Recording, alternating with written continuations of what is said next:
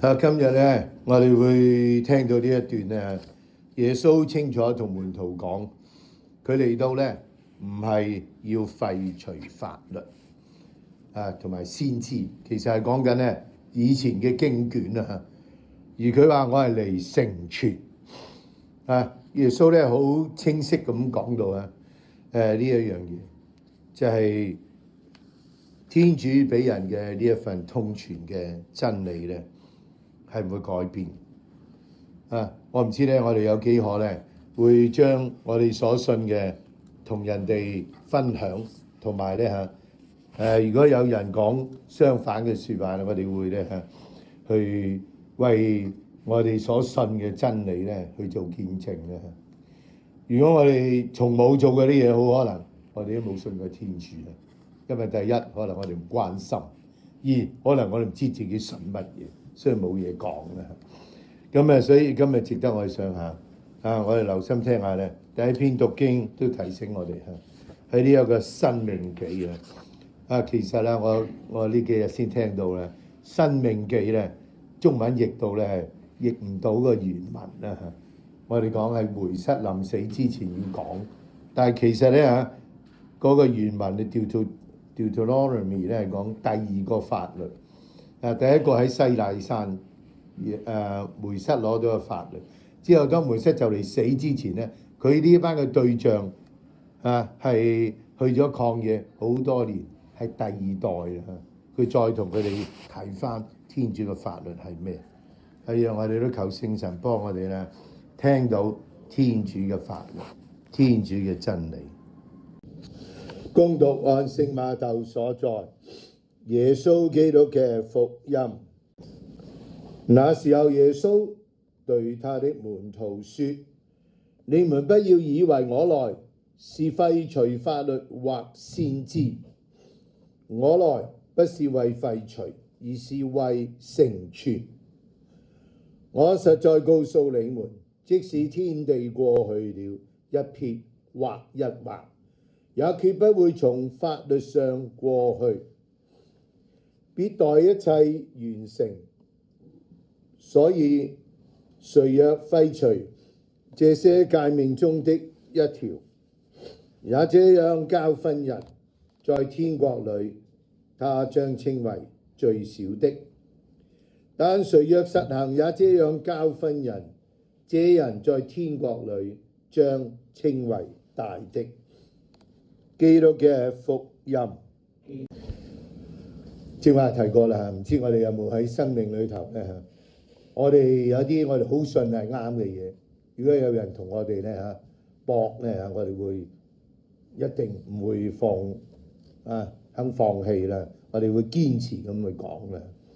但係對於信仰咧，我唔知有幾多個人真係會同人哋講，我係個教友，我信嘅係咩咧咁。今日我突然間好想問你啲學生，我係學生啊，究竟你翻嚟係一個點樣嘅學生咧？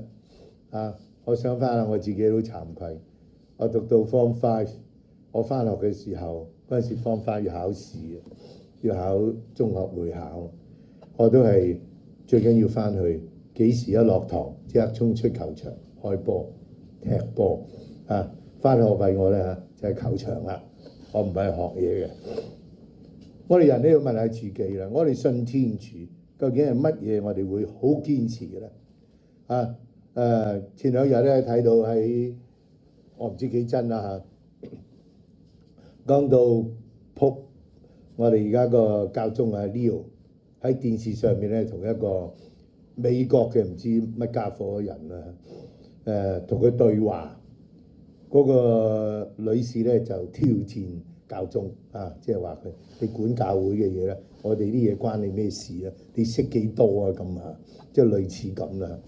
教宗咧就教訓佢啦，講到信仰咧係同生命有關。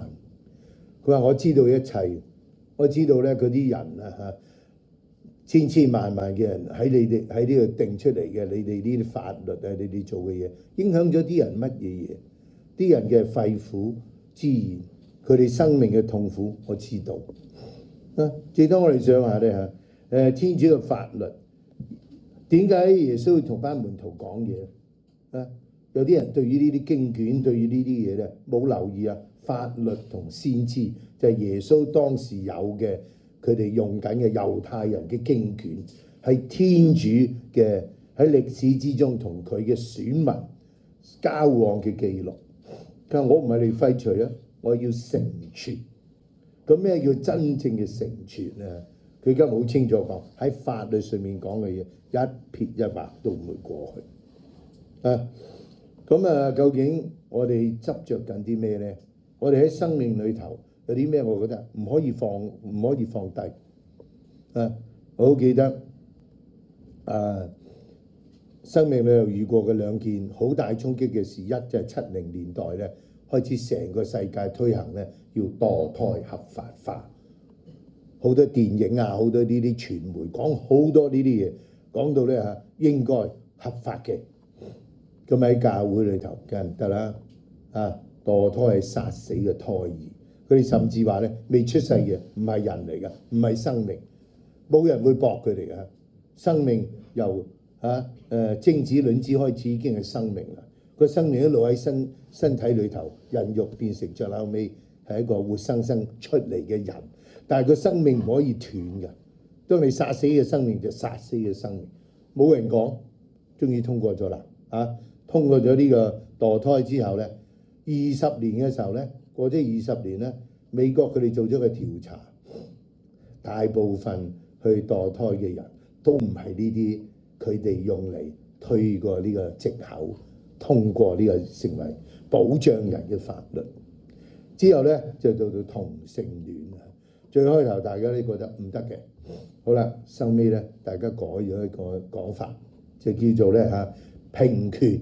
我哋有權嘅對於我自己，所以就用咗呢個藉口咧。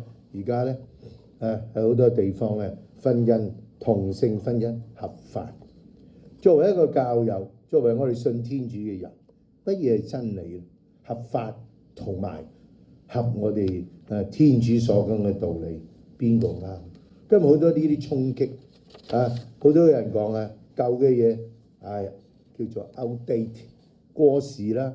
我哋新潮所以大家冇諗下咩叫真正嘅智慧。今日喺申命記度講出好清楚，我哋一個有智慧嘅民族，有見識嘅民族。點解？